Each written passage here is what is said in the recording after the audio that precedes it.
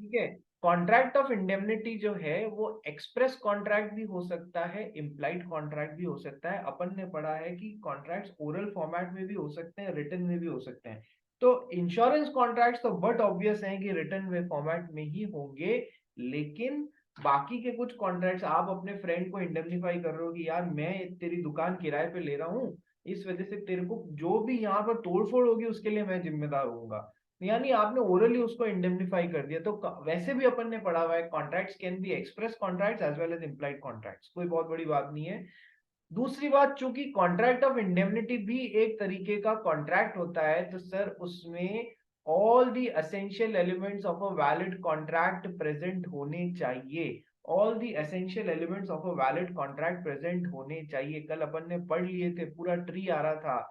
What are the essential elements की sir? there are 11 essential elements of a valid contract।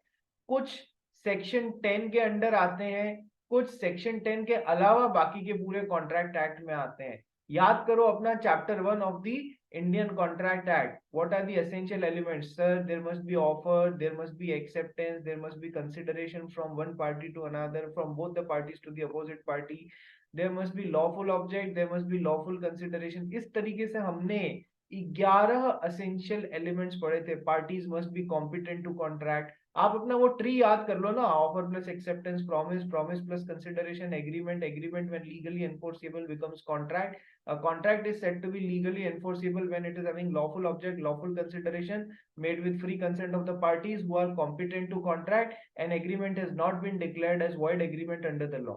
बस ये tree याद कर लो। मैक्सिमम चीजें इधर सेक्शन 11 वाली यहाँ मिल जाएंगी, और थोड़ी बहुत जो अलग से है वो आप जब चैप्टर 1 रिवाइज करोगे आपको याद आ जाएगा। So the contract of indemnity is a special contract. So इसमें है तो कॉन्ट्रैक्ट ही, तो सारी की सारी जनरल प्रिंसिपल्स फॉलो होने चाहिए। इसमें कॉन्ट्रैक्ट बनाने के लिए जो जरूरी एसेंशियल एलिमेंट्स हैं वो सबके सब होने चाहिए। आइए एग्जाम्पल पढ़ते हैं। मंशा एग्जाम्पल 4 पढ़। A asked B to beat C, promising to indemnify him against the consequences. The promise of A cannot be enforced because the object of agreement is unlawful. Sir एक दिन मंशा को है ना अपनी फ्रेंड खनक पे गुस्सा आया। मंशा को अपनी फ्रेंड खनक पे गुस्सा आया कि यार ये बहुत ज्यादा आसमान में उछल रही है, इसको जमीन पे लाने की जरूरत है।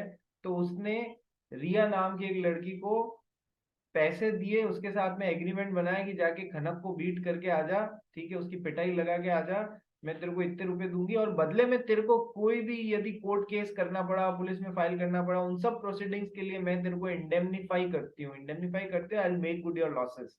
ठीक है। ये कोई वैलिड कॉन्ट्रैक्ट इसलिए नहीं है क्योंकि इसका लॉफुल ऑब्जेक्ट नहीं है। जनरल प्रिंसिपल्स पूरे हो ही नहीं रहे हैं, essential elements of making a contract पूरे हो ही नहीं रहे हैं। ठीक है। इसी तरीके से देखो, एक ऐसा एग्जाम्पल भी बहुत फेमस है, हमने पहले कहीं ना कहीं पढ़ा हुआ है कि खनक ने ईशा बांगड़ एक न्यूज़पेपर चलाती है। ईशा बांगड़ एक न्यूज़पेपर की एडिटर है, ये उसकी मालकिन है, ठीक है, एडिटर कम मालकिन। तो इसको बोला जाके XYZ कंपनी के खिलाफ आप ये गलत बातें छाप दो, बदले में वो आप पे केस करेगी कि तुमने मानहानि करी है मेरी, तुमने मानहानि का दावा होता है ना कि तुमने मेरा नाम खराब किया है, वो तुम पे ठोकेगा, जितने भी रुपए मांगेगा उतने रुपए से मैं तुमको इंडेमनीफाई कर दूंगी। ठीक है। सर ये कोई कॉन्ट्रैक्ट इसलिए नहीं हुआ क्योंकि ये गलत चीजों के लिए बन रहा है, इसमें लॉफुल ऑब्जेक्ट नहीं है। ठीक है। और ये कोई वैलिड कॉन्ट्रैक्ट ऑफ इंडेमनिफिकेशन नहीं है। तो सर कॉन्ट्रैक्ट की सारी बातें होनी चाहिए, जो पार्टीज बना रही हैं they must be competent to contract, they must be lawful object वगैरह वगैरह, ये सारी बातें जो भी फॉलो हो सकती हैं वो होनी चाहिए। नेक्स्ट क्वेश्चन, क्या सारे contracts are all the contracts of insurance necessarily contract of indemnity? क्या इंश्योरेंस के जितने भी कॉन्ट्रैक्ट्स हैं वो कॉन्ट्रैक्ट ऑफ इंडेमनिटी होते हैं क्या? नहीं सर। देखो, इंश्योरेंस दो तरीके से कैटेगराइज करना। एक तो होता है लाइफ इंश्योरेंस, जो किसी की जान का किया जाता है कि आप मर जाओगे तो आपके बाद में आपके परिवार वालों को जितने रुपए का आपने पॉलिसी ली है उतने रुपए पे किए जाएंगे, जो भी आपका नॉमिनी है। ठीक है। एक होता है जनरल इंश्योरेंस। जनरल इंश्योरेंस में क्या क्या आ जाता है आपके, जैसे कि आपके कार का इंश्योरेंस हो गया, फायर का इंश्योरेंस हो गया, मेराइन इंश्योरेंस हो गया। मेराइन मतलब शिप्स वगैरह में जो किया जाता है, पानी वगैरह के लिए जो किया जाता है। हेल्थ इंश्योरेंस भी, to your surprise, it will not come under life insurance, but health insurance will come under general insurance. Insurance अपने आप में बहुत वास्ट फील्ड है, ठीक है।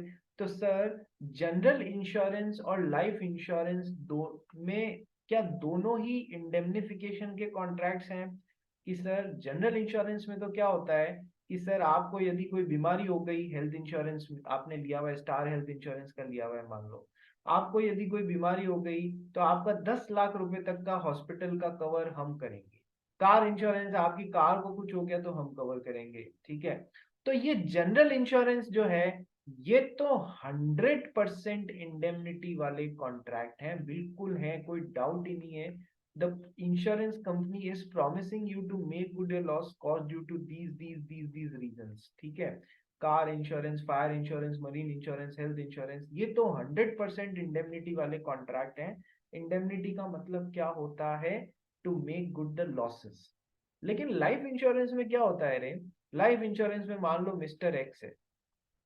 मिस्टर एक्स ने LIC नाम की कंपनी, आप सब ने सुनी होगी, life insurance corporation of India से एक पॉलिसी ली 1 करोड़ रुपए की, कि यदि मेरी डेथ हो जाती है, यदि मेरी डेथ हो जाती है तो मेरी वाइफ है, उनको आप 1 करोड़ रुपए पे करेंगे और मैं आपको हर साल इस पॉलिसी के लिए 1 लाख रुपए का प्रीमियम पे करूंगा, ठीक है। Okay sir, life insurance policy बिक गई।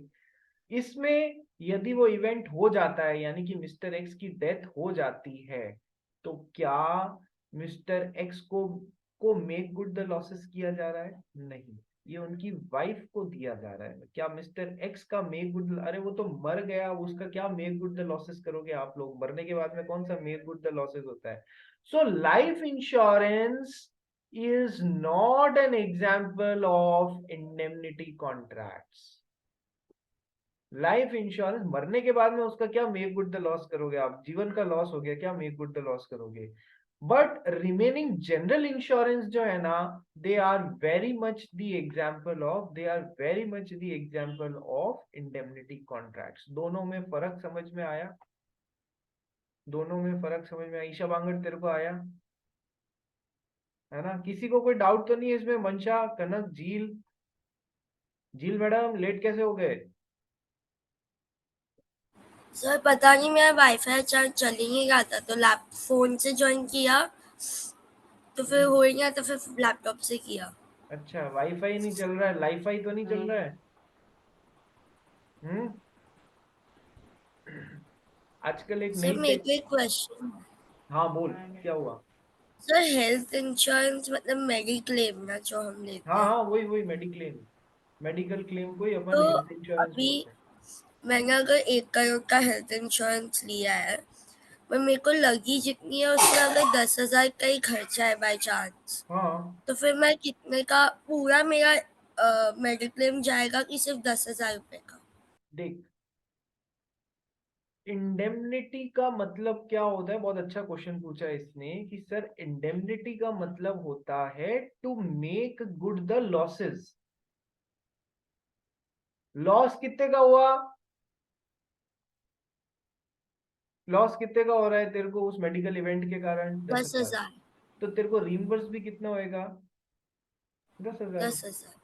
सिंपल है। ओके, तेरा तो लॉस हुआ बाकी ही के नहीं है दस जितने हजार हैं। रुपए से ज्यादा, तो तो वो क्यों, वो 1 करोड़ रुपए थोड़ी ना देगा, ठीक है। All the contracts of insurance क्या नेसेसरीली इंडेमनिटी कॉन्ट्रैक्ट्स होते हैं? कि सर ये जो फायर है, मरीन है, जिसको मैंने जनरल इंश्योरेंस बोला है, it is always a contract of indemnity. But life insurance के केस में कोई इंडेमनिटी कॉन्ट्रैक्ट इसलिए नहीं होता है, मरने वाले का क्या आप मेक गुड द लॉस करोगे, ठीक है। आइए नेक्स्ट सेक्शन पे चलते हैं। What are the rights of an indemnity holder when sued? देखो, कोई एक इंडेमनिटी होल्डर है, मतलब मिस्टर एक्स ने मिस्टर वाई को इंडेमनिटी दी हुई है that I will make good your losses caused due to any ABC event. कोई एक इवेंट है, यदि इसके कारण तेरे को लॉस हो जाता है तो I will make good your losses, I will indemnify you. तो सर इस बंदे के क्या क्या राइट्स हैं, what are the rights of indemnity holder? Number 1, देखो पहले एक बार पढ़ लेते हैं। द प्रोमिसी यानी जो इंडेमनिफाइड है, जिसको इंडेमनिफाई किया गया है इन अ कॉन्ट्रैक्ट ऑफ इंडेमनिटी, यदि उसने अपनी अथॉरिटी के अंदर अंदर काम किया और उससे उसे लॉसेस हो जाते हैं, he is entitled to recover all the damages, all the costs, all the compromise from the promisor or indemnifier। सबसे पहले समझो इंडेमनीफायर कौन होता है और इंडेमनीफाइड कौन होता है। इंडेमनीफायर होता है जिसने दूसरे को इंडेमनीफाई किया है, इंडेमनिटी दी है, जो दूसरे का मेक गुड द लॉस कर रहा है। और इंडेमनीफाइड कौन होता है? इंडेमनीफाइड जिसे इंडेमनिटी मिली है। तो यहाँ पर मिस्टर एक्स हो गए इंडेमनीफायर, मिस्टर वाई हो गए इंडेमनीफाइड, और कॉन्ट्रैक्ट बोला कॉन्ट्रैक्ट ऑफ इंडेमनिटी या इंडेमनिफिकेशन, कुछ भी बोल लो, ठीक है। तो सर अब मिस्टर एक्स ने मिस्टर वाई को इंडेमनीफाई किया कि इस पर्टिकुलर इवेंट के कारण तेरा कुछ भी लॉस हो जाता है तो I will make good the losses, ठीक है, इंडेमनिफिकेशन का कॉन्ट्रैक्ट है। तो सर जिसके पास में इंडेमनिटी है वो अपने सारे डैमेजेस वसूल सकता है इंडेमनीफायर से, वो अपनी सारी कॉस्ट्स वसूल सकता है, और वो अपना सारा कॉम्प्रोमाइज वसूल सकता है। कॉम्प्रोमाइज करने के लिए भी कई बार कोर्ट में कॉम्प्रोमाइज भी चलता है, तो वो पैसा भी वसूल सकता है। कैसा? All damages which he may be compelled to pay in any suit, all the damages which he may be compelled to pay in any suit, वो सारे damages वसूल सकता है। सर ऐसे मैटर्स में कई बार आपको वकील हायर करने पड़ते हैं, आपको कोर्ट में जाना पड़ता है, तो उससे एसोसिएटेड जितनी भी कॉस्ट है which he may have been compelled to pay in bringing or defending the suit, और ऑल सम्स जो उसने कॉम्प्रोमाइज के अंडर पे किया है। एग्जाम्पल के थ्रू समझते हैं ये क्या चीज है। देखो मान लो रिया एक इवेंट मैनेजर है, ठीक है। इवेंट मैनेजर का काम क्या होता है? सारे इवेंट कराना, जो भी उसके पास में बड़ी बड़ी पार्टीज आती हैं उसके लिए। अब इसको एक दिन एक ऐसा इवेंट मिला कि आपको एक बहुत बड़ा पंडाल लगाना है, पंडाल मीन्स टेंट लगाना है, बहुत बड़ा ह्यूज, उसके अंदर कोई एक उसको ऑर्गेनाइज कराना है, कोई इवेंट कराना है, ठीक है सर। रिया को बात समझ में आ गई कि इसमें रिस्क बहुत ज्यादा है, तो उसने क्या कहा, इस इवेंट की एक उसने एक इंश्योरेंस कंपनी से एक इंडेमनिफिकेशन ले लिया।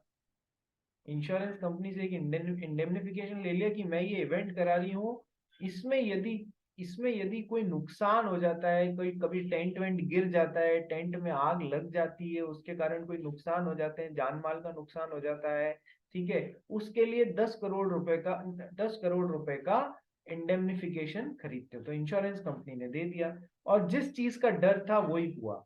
एक तो हो गई इंश्योरेंस कंपनी, ये हो गई इंडेमनीफायर, रिया हो गई इंडेमनीफाइड, इनके बीच में इंश्योरेंस कॉन्ट्रैक्ट बन गया। यहाँ पांडाल में गिर गया, लोग पांडाल गिरने से जख्मी हो गए, तो सर अब कोर्ट केसेस चलने लगे रिया के खिलाफ, ठीक है, कि हमारे को इतना मेडिकल खर्चा आया, ये दो वो दो। तो सर जो भी डैमेजेस हुए वो रिया इंश्योरेंस कंपनी से वसूल सकती है। जो लोगों ने इसके खिलाफ केस किए हैं उनकी कॉस्ट इंश्योरेंस कंपनी से वसूल सकती है, ठीक है।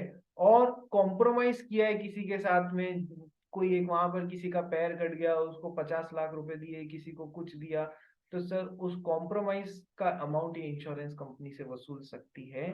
ये सारी चीजें वो उनसे वसूल सकती है। So what are the rights of indemnity holder when he or she is सूड? कि सर वो जितने भी डैमेजेस हो रहे हैं वो वसूल सकता है, कॉस्ट वसूल सकता है, कॉम्प्रोमाइज का अमाउंट वसूल सकता है, जितने रुपए का भी इंडेमनिफिकेशन है उतने रुपए में वसूल सकता है, और यदि कोई अमाउंट फिक्स नहीं हुआ है तो फिर तो जितना लॉस हुआ है उतना वसूल सकता है, ठीक है। जितने रुपए का भी उसके अंदर अंदर लॉस, मान लो लॉस 3 करोड़ रुपए का ही हुआ है, डैमेजेस प्लस कॉस्ट प्लस वो जो भी था मिला के, damages plus cost plus compromise मिला के 3 करोड़ का है तो 3 करोड़ ही वसूलेगा। और कोई अमाउंट फिक्स नहीं हुआ है इंश्योरेंस कंपनी और इसके बीच में, ऐसा जनरली होता नहीं है, पर कोई अमाउंट फिक्स नहीं हुआ है तो भी जितने रुपए का लॉस हुआ है वो इतना वसूल सकता है। यदि लॉस 11 करोड़ रुपए का हो गया है पर इसने तो इंडेमनिफिकेशन 10 करोड़ रुपए का ही लिया था, तो 10 करोड़ ही वसूल पाएगी, इससे ज्यादा नहीं वसूल पाएगी। क्या ये फंडे क्लियर हुए आपको? What are the rights of indemnity holder? कि सर वो डैमेजेस वसूल सकते हैं, वो कॉस्ट वसूल सकते हैं, और डैमेजेस और कॉस्ट के अलावा कॉम्प्रोमाइज भी के लिए भी जो पैसा लगा है वो भी वसूल सकते हैं। हाँ बोल भी दिया। within the scope of मतलब Riya you are not clearly audible, थोड़ा सा पास में आके बोल। within the scope of the authority मतलब with in the scope of the authority, उसने जो भी अथॉरिटी मिली थी उसके अंदर जाके काम किया है, उसके अंदर रह के काम किया है। अब जैसे इंश्योरेंस कंपनी और रिया ने जो ये पांडाल लगाने के लिए ये जो कॉन्ट्रैक्ट किया था ना, इसकी टर्म्स में साफ साफ लिखा हुआ था कि पांडाल का कपड़ा नायलॉन या पॉलिएस्टर का नहीं होगा, नायलॉन या पॉलिएस्टर का नहीं होगा, क्योंकि ये बहुत जल्दी आग पकड़ते हैं। अपन कहते हैं ना पटाखे जलाते वक्त अपने को कॉटन के क्लोथ्स पहनने चाहिए, not of nylon and polyester. क्यों? क्योंकि ये आग बहुत जल्दी पकड़ते हैं। तो इंश्योरेंस कंपनी ने इसको ये सब जो दिया ना, इसको यही अथॉरिटी थी कि भाई ये कपड़ा मत लगाना, तो हमारी ये 10 करोड़ रुपए की। लेकिन इसने उस तरफ ध्यान नहीं दिया, so she has acted outside the scope of authority. तो सर अब तो ये आपको इंडेमनिटी नहीं मिलेगी। बात समझ में आ गई एवरीवन? हाँ ठीक है, does क्या the हुआ? suit if क्या हुआ? एग्जाम्पल में सूट क्या होगा? मुझे सुनाई नहीं दे रहा है रिया, तू क्या बोल रही है? और मैं बोल रही हूँ कि ये पंडाल के एग्जाम्पल में सूट सूट SUIT क्या होगा? सूट क्या होगा कि रिया को लॉस हुआ है, लोगों ने रिया पे सूट फाइल किया कि आपने पंडाल में व्यवस्था प्रॉपरली नहीं की, आपने पंडाल में प्रॉपरली व्यवस्था नहीं की। ठीक है, तो वो सूट हो गया। तो रिया उस सूट के पैसे भी वसूल सकती है, इसको डिफेंड करना पड़ रहा है ना, तो वकील हायर करने पड़ रहे हैं, ये हो गया। यदि इंश्योरेंस कंपनी रिया को यदि इंश्योरेंस कंपनी रिया को पैसे नहीं दे रही है, तो इस पे भी तो सूट फाइल करना पड़ेगा, वो पैसे भी वसूल सकती है। बात समझ में आई? Any kind of suit. झील? सर अगर ये जो लॉस हुआ है वो तो रिया का था ना, तो फिर दूसरों का नुकसान रिया के इंश्योरेंस कंपनी क्यों पे करेगी? रिया ने इंश्योरेंस ही यही लिया है, मैं इवेंट करा रही हूँ, इसके कारण इस इवेंट में यदि पांडाल गिरने के कारण या कुछ अव्यवस्था के कारण भगदड़ मच जाती है, तो मैं मतलब kindly इंडेमनिफाई me, make good the loss. ठीक है, पॉलिसी यही थी। बट उसके जो पंडाल को नुकसान हुआ है या उसके गुड्स को या उसके कुछ सामान को नुकसान हुआ है खुद को, तो वो इंश्योरेंस ले सकती है ना, इंश्योरेंस का वो इंडेमनिटी। नहीं, बट इंडेमनिफिकेशन उसका तो ले ही सकती है। देख, इट डिपेंड्स इंश्योरेंस पॉलिसी क्या है। ठीक है, अब इंश्योरेंस पॉलिसी में उसने ये बोला कि इवेंट में, देख मैं तेरे को एक और एग्जांपल से समझाता हूँ। देख, ये एक कंपनी है, इसको अपने ऑफिस के लिए बिल्डिंग कंस्ट्रक्ट करवानी है 5 माले का। ठीक है, इसके लिए इसने मिस्टर ए जो एक ठेकेदार है, ठेकेदार मतलब समझते हो ना, जो कंस्ट्रक्शन का काम करते हैं, ठीक है, उनसे संपर्क किया। दोनों के बीच में कॉन्ट्रैक्ट बना कि वो इतने माले का बिल्डिंग बना के देगा मिस्टर ए इनको, और ये बदले में जो भी अमाउंट है वो पे करेंगे। मिस्टर ए को इसके लिए लेबर की जरूरत पड़ेगी या नहीं पड़ेगी? बिल्कुल पड़ेगी, कंस्ट्रक्शन करवाने के लिए। रिया ध्यान का है, मिस्टर ए को लेबर के लिए, कंस्ट्रक्शन के लिए लेबर की जरूरत पड़ेगी। ठीक है, उन्होंने क्या किया, कंस्ट्रक्शन के काम में हमेशा कुछ ना कुछ थोड़ी सी रिस्क रहती है, कंस्ट्रक्शन के काम में रिस्क रहती है, तो उन्होंने अपनी लेबर का इंश्योरेंस खरीद लिया फ्रॉम इंश्योरेंस कंपनी की। यदि इस कंस्ट्रक्शन के दौरान मेरे लेबर को कुछ भी हो जाता है, कोई गिर के मर जाता है, कई इवेंट हुए हैं जहां पर लेबर यहाँ से गिर के मर जाता है, मतलब ध्यान नहीं रहता है या कच्चा कंस्ट्रक्शन हो जाता है कई बार, तो उसने अपना इंश्योरेंस लिया। अब यदि कोई लेबर को सही में कोई डेथ हो जाती है या कोई लग जाती है, उसका ऑपरेशन कराना पड़ता है, तो ये सब कॉस्ट उसने इंश्योरेंस कंपनी से पहले ही इस इवेंट के लिए इंडेमनिफिकेशन लिया हुआ है। अब बात समझ में, इट ऑल डिपेंड्स कि आपने क्या इंश्योरेंस कॉन्ट्रैक्ट किया। और लोग आजकल कराते हैं, अच्छी कंस्ट्रक्शन कंपनीज अपनी लेबर को करा के रखती है, क्योंकि आजकल छोटे सिंपल से इवेंट में 50 लाख 1 करोड़ रुपए देना नॉर्मल बात हो जाती है। तो तुम लोग को ये एक लाइफ चेंजिंग ज्ञान है कि जहां पर जिस भी कंपनी में जाओ, जिस भी चीज के लिए आपको इंडेमनिफिकेशन करवाना चाहिए। आप है ना, मैं यहाँ तक कि मैं कुछ लोगों के लिए, काफी लोगों के लिए मैं यहाँ पर I am making rent agreements. मैं बहुत सारे लोगों के लिए रेंट एग्रीमेंट्स और बहुत सारे कॉन्ट्रैक्ट्स ड्राफ्ट करता हूँ। तो मैं उसमें ध्यान रखता हूँ कि मैं एक तो इंडेमनिफिकेशन क्लॉज डालूं मेरे क्लाइंट के लिए, ठीक है। उसको सामने वाले की गलती के कारण कोई नुकसान हो रहा है, मान लो मैंने किराए पे दिया, उसने वहां पर माल फेंकना चालू किया, तो उससे जमीन टूटेगी, बिल्डिंग खराब होगी, कोई सोसाइटी की बिल्डिंग है, कल को लोग हल्ला करेंगे कि तुम तो बिल्डिंग को तोड़ रहे हो जमीन को और ऐसे। तो जो भी खर्चा आएगा वो मेरा किराएदार इंडेमनिफाई करेगा मेरे को, he'll make good the losses। Number one, ऐसा कर दिया। तो ये आप पे डिपेंड करता है कि आप अपने कॉन्ट्रैक्ट्स में इंडेमनिफिकेशन क्लॉज डालते हो या नहीं डालते हो। सेकंड क्लॉज में कंपलसरीली डालता हूं आर्बिट्रेशन का। आप सबको ध्यान है, मैंने पढ़ा है ना आर्बिट्रेशन क्या होता है। किस तरह दो जनों के बीच में किसी कॉन्ट्रैक्ट को लेके कोई लड़ाई हो रही हो, तो क्या रास्ता बचता है कि सर कोर्ट जाने का रास्ता बचता है। इससे अच्छा है, कोर्ट में 20-20 साल डिसीजंस नहीं आते हैं, इससे अच्छा आर्बिट्रेटर अपॉइंट करो आउट ऑफ द कोर्ट, वैसी प्रोसीडिंग से आप अपना रिजल्ट निकाल के लाओ।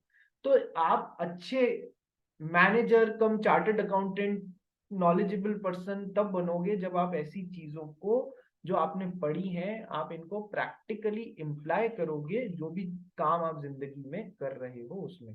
कोई जमीन खरीदता है मान लो आज के टाइम में, तो अपन लिखाते हैं ना कि आपके किसी दूसरे फैमिली मेंबर का कोई हक नहीं है इसमें, और यदि भविष्य में निकला तो आप हमें सारे खर्चे के लिए आप हमें इंडेमनिफाई करेंगे, you will make good the losses. ठीक है, हर जगह इंडेमनिटी क्लॉज लगने के बारे में सोचा करो, ठीक है। और आर्बिट्रेशन क्लॉज जरूर डाला करो जो भी आप प्रैक्टिकली लाइफ में अपने कुछ को जो भी कॉन्ट्रैक्ट्स बना रहे हैं, ठीक है।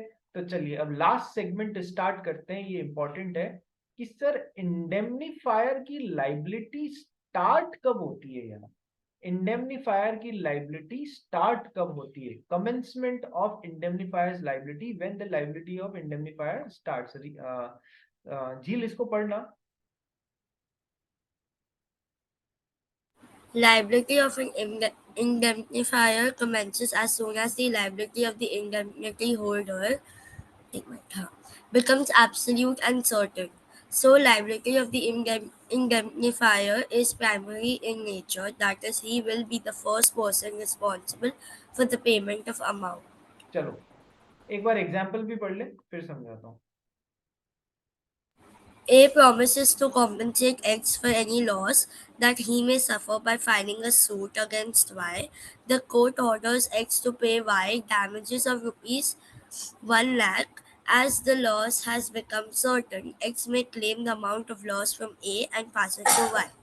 चलो एग्जाम्पल दूसरा लेके मैं आपको समझाता हूँ। देखो, कॉन्ट्रैक्ट ऑफ इंडेमनिटी होता है ना, मिस्टर एक्स ने एक इंश्योरेंस कंपनी से अपनी कार का इंश्योरेंस लिया। एक्स ने एक इंश्योरेंस कंपनी से अपनी कार का इंश्योरेंस लिया, कार का हो गया एक्सीडेंट, ठीक है। एक्सीडेंट में कार जब खराब हो गई, जब बिगड़ गई, तो उसको गैराज में ले जाया गया। गैराज में ले जाने के बाद में गैराज में ले जाने के बाद में सर्वेयर आया, आता है ना जनरली इंश्योरेंस कंपनी का सर्वेयर आता है या जो भी होता है, जो गैराज ओनर है उसने कहा सर इस पे 50,000 रुपीज का खर्चा आएगा इस कार को सही करने में। यानी कि अब ये अमाउंट डिसाइड हो गया ना। जिस टाइम ये अमाउंट डिसाइड हो जाता है उस टाइम से इंश्योरेंस कंपनी की लाइबिलिटी चालू हो जाती है। That insurance company will primarily be liable to pay that amount to the garage wala. It is not like that कि primary responsibility Mr. X की होगी, वो गैराज वाले को पे करेंगे, फिर इंश्योरेंस कंपनी इनको रिम्बर्स करेगी। सेकेंडरी नहीं है इंश्योरेंस कंपनी की लाइबिलिटी, इंडेमनीफायर की लाइबिलिटी प्राइमरी नेचर हो जाती है। किस टाइम से प्राइमरी, किस टाइम से कि सर जिस टाइम से अमाउंट डिसाइड हो गया ना, या वो क्लेम कितना है, क्लेम का क्वांटम डिसाइड हो गया ना, उस टाइम से उनकी प्राइमरी लायबिलिटी। ये बहुत बहुत बहुत ज्यादा इंपॉर्टेंट पॉइंट है। क्यों ज्यादा इंपॉर्टेंट पॉइंट है? क्योंकि इसके बाद में हम पढ़ने वाले हैं कॉन्ट्रैक्ट ऑफ गारंटी। एक सिंपल सा अमाउंट देखो, एक एग्जाम्पल देखो। ये ईशा वांगड़ है। ईशा वांगड़ ने बैंक से लोन लिया है 10 लाख रुपए का। बैंक ने कहा गारंटर लाओ। तो ईशा वांगड़ ने अपनी फ्रेंड जो है खनक, उसको बोला गारंटी देती है क्या? खनक ने कहा ठीक है, मैं गारंटर बन जाती हूँ।